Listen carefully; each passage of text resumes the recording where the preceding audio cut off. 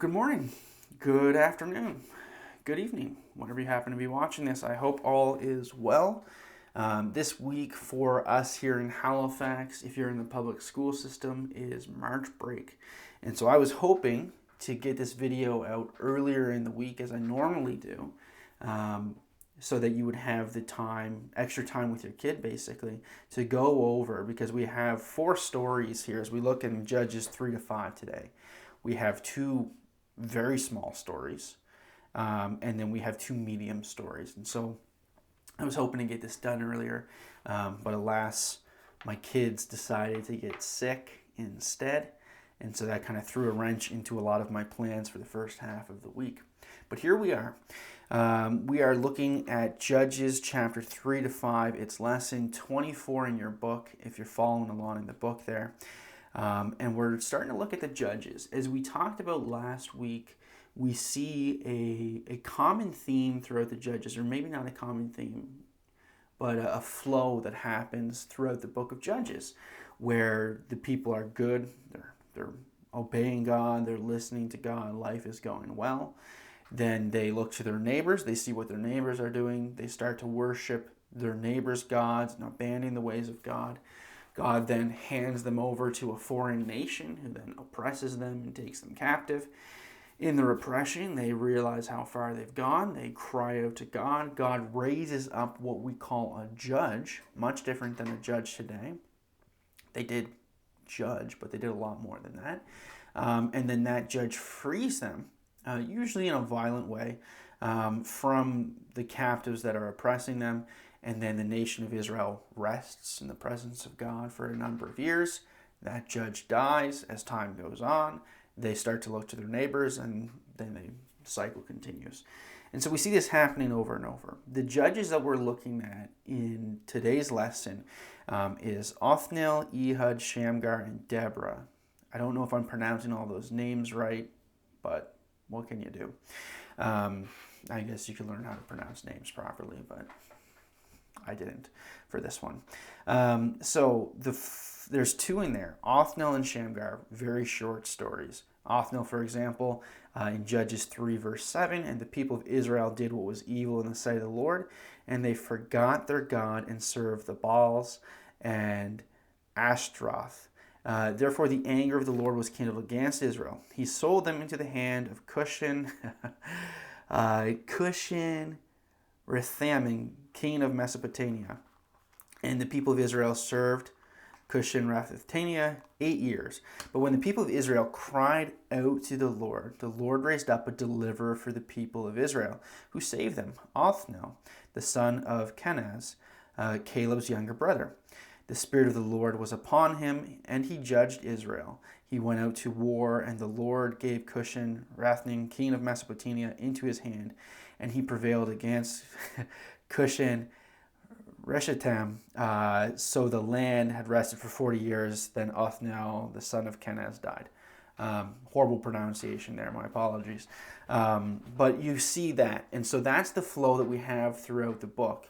And it's just over and over. There's not much to really focus on majorly there, other than the flow of how the book goes. Ehud has a much longer story. Not much, but he has a longer story. Ehud, we get introduced to him. So once again, the people did what was evil in the sight of the Lord. This time we're going with Elgon, the king of Moab, that he came in, he defeated them, and he takes them away. 18 years. The people cried out to the Lord, and the Lord raised up Ehud, son of Jerah, a Benjaminite, a left-handed man. And so that seems like an odd detail until you read the rest of the story. We're not going to go through verse by verse on this. Basically, if you're not familiar with the story, once again, as always, sit down and read it and understand it before you sit down with your child to go over it. But Ehud was a left-handed man, and so he would have drawn a sword from a different part of his body than another man. And so kind of like when you're going through security and they'll do a pat down and they'll check you to see if you have any objects on you, that would have happened if you were going to see the king as he was. And so they would check his cloaks and they would check his side. But if they, a left-handed man, that's not a common thing. And so his sword actually would have been on the other side. And so he does. He goes to meet the king to pay tribute, is what he's saying he's doing there, right? To go and honor this king. But this king has been bad to Israel. And Ehud's job is to free Israel. This is a graphic story. This is a violent story. And so use caution in how you present it to your child based on your child's maturity, your child's exposure to these things and the age of your child. You're well versed in that. But he had a smaller sword, kind of like an assassin kind of style sword, and it was sharp on both sides. And he had it strapped on his thigh in a spot where they wouldn't have checked. So he goes in, and then as he's on his way out, so he carries the tribute in verse 19, but he himself turned back at the idols near Gilgad and said, I have a secret message for you, O king. And so, sparks the interest of the king. He gets all excited. And he commanded the king, silence. And all his attendants went out from his presence, so that it's just the king and Ehud. And, another point to make is the king is ridiculously obese. And so he says, I have a message from God for you. And he arose from his seat, and he had reached with his left hand and took the sword from his right thigh and thrust it into the belly of the king. And the reason why we say that the king was so obese, and it says in verse 22, and the hilt also went in after the blade, and the fat closed over the blade, for he did not pull out the sword. So the sword stayed inside the guy, and then he dies, obviously. He goes out, he tells the servants, he's in the bathroom, so they don't go in to disturb him. Ehud manages to get far enough away in enough time before they realize what was happening. He rallies the troops, they go to war, they're free from the Moabites. And verse 29, and they killed at that time about 10,000 of the Moabites, all strong, able-bodied men. Not a man escaped. So Moab was subdued that day under the hand of Israel, and the land had rest for 80 years. So, violent story. You're going to have to navigate that one way or another with your child, once again, based on their level. Some of your kids you can do the whole story without any censoring or anything like that. Some of the other kids, younger kids, you might want to wait until they're a little older to go through that story. Especially, my middle son, he likes to wrestle and fight me, and I'm all for it and stuff, but we're trying to, zone in and teach him and remind him, you can wrestle and fight with dad, but you don't do that to that degree with your sister or with your mother or with another kid kind of thing. So we're trying to do that. So to introduce this very violent story might be too much, right? So there's that story. Then we have Shamgar, and it's literally, what do we got? We have one verse. After him was Shamgar, the son of Anath, who killed 600 of the Philistines with an ox goad. He also saved Israel.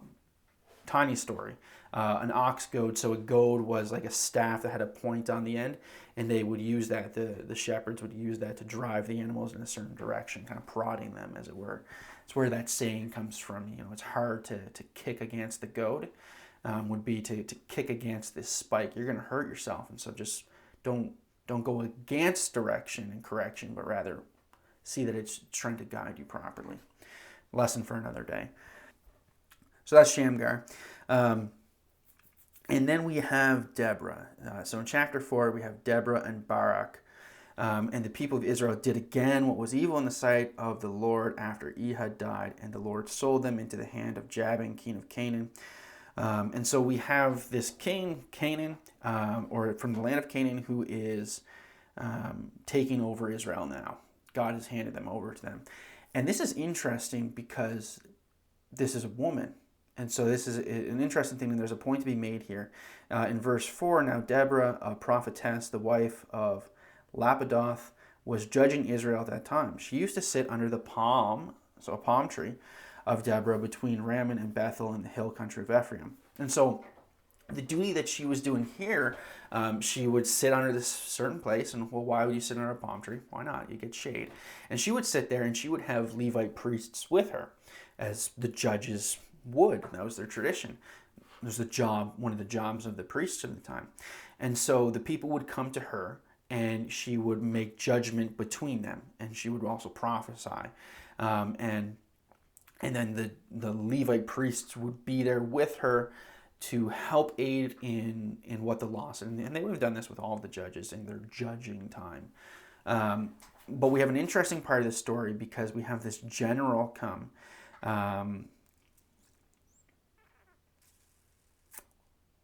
Verse 6, she sent and summoned Barak, the son of Abinadab from Kadesh Naphtali, and said to him, has not the Lord, the God of Israel, commanded you? Go, gather your men at Mount Tabor, taking 10,000 people from the people of Naphtali and the people of Zebulun, and I will draw out Sisera, the general of Jabin's army, to meet you by the river Kishon with his chariots and his troops, and I will give him into your hand. Barak said to her, if you will go with me, I will go. But if you will not go with me, I will not go. And she said, I will surely go with you. Nevertheless, the road on which you are going will not lead to your glory, for the Lord will sell Sisera into the hands of a woman. And then they go out and they go to battle. And we'll talk about that in a minute there. But what's interesting here is this conversation that happens. So she calls for this general to come. He comes and meets with her. And her statement to her is, has not God commanded you to go to war? God, somehow, maybe through her, maybe through something else, but whatever, she's prophetically speaking here. She's speaking, God has spoken through her. God has said something to you. Why are you not listening to him? Why haven't you gone out to battle? You need to go. Go gather your men and go. And his response is very telling about the problem that Israel is facing. They're facing a lot of problems. They're being oppressed by this other nation. But one of the problems is they're not fulfilling the roles that they're supposed to be fulfilling properly. And so his response to her is, if you come with me, then I will go. But if you don't come with me, then I'm not going to go. It's a very an inappropriate response. So God has told you, as the leader of his army, to go and do this thing. And your response is, I will only obey under these conditions. If you've been a Christian for any time, you know that that's not the proper way to respond. I will do as you ask me, Lord. Yes, I will go, and I will go do this thing, and I trust you. He wasn't doing that. And so he says to Deborah, if you come with me, then I'll go. And so she agrees, she'll go. But she's saying now, because you've done this, you are not going to get the glory from what is about to take place, but rather a woman will take that glory. And that's exactly what happens. They go out to war. There's this battle that happens. And then the enemy, in verse 17, but Sisera fled away on foot to the tent of Jael, the wife of Heber, the Canaanite. For there was peace between Jabin, the king of Hazor, and the house of Heber, the Canaanite. And Jael came to meet Sisera and said to him, turn aside, my lord. Turn aside to me. Do not be afraid. So she comes out and she sees this guy running for his life, right? She goes, oh, come over here. Don't be afraid. Come with me, kind of thing. And he said to her, so she brings him into the tent, covers him with a rug. He says to her, please give me a little water to drink, for I'm thirsty. But instead of water, she gives him milk. I'm lactose intolerant. I don't drink milk, but I understand that, especially kids, I guess, give them a warm glass of milk when they're sleepy. It helps them go to sleep, something like that. So she gives him some milk, and he drank it and covered him. And he said, stand at the opening of the tent. If any man comes in and asks you, is anyone here? Say no. But Jael, the wife of Heber, she takes a tent peg instead and a hammer. And she went to him quietly, softly. And she droves the tent peg through his head and kills him right where he is. And that is how a woman took the glory of that battle. And then they go on to sing this song about the victory there and about her, that she's blessed among all women, blessed among the tent dwellers. and whatnot. So once again, we have a story that is violent. And so you're going to, it's going to be through the book of Judges. It's going to be this way. And so you're going to have to figure out as a parent of your kid how in depth you want to go with them on these things. And you don't have to necessarily go into the details that he drove the sword into the guy's gut and it stayed in him. You don't need to really specify that. That might be a little too much for that age range. You don't really need to describe that, oh, she had this tent peg and she put it on his skull and drove it through kind of thing. We don't need to go into the specificities of that. I don't think that's a word. The specifics of that. But rather, just tell the story. And he went to jail and she ended the war. She overcame him. She took him out. Whatever phrase you want to use, depending on your child's age and ability, once again, and maturity. To navigate that. But the point of the story of what we're seeing here is that flow of these people. They abandon the ways of God. So God lets them. And then in their oppression, they call out to him and he's faithful. He does respond. He sends someone to free them. The way that he frees them is rather gory. And it shouldn't be, because there can be a danger here of being like, oh, well, maybe God wants me to pick up the sword. Probably not. Actually, no. As we read about Jesus' words, we're to be wise, we're to be smart, we're not to be, war makers and that kind of thing. Need to be cautious there. But there's also the idea of gender roles here, which I know is a controversial thing, but it's an important thing. And so specifically to the fathers, I'll say, the Bible is quite clear that you are to be the leader of your home, the spiritual leader of your family, that you should lead your children, you should lead your wife in the ways of the Lord. And what we're seeing here is not that happening. What we're seeing, right? So Barak comes and he's supposed to be the authority and the leader of this army. And his response is, I'm not going to go unless you come with me. His response should have been, well, he shouldn't have been summoned. When God asked him to go, he should have went. He should not have needed to come into play. But there's also the side of Deborah and Jael taking up the position that needed to be done when the men in the area weren't willing to do it. So there's that. But in proper health, in the family, men, you should be leading your families. You should be leading them well.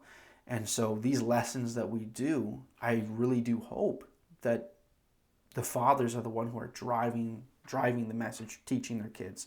But if you're in a family where your husband's not doing that, well, encourage them to, but also someone needs to teach the child.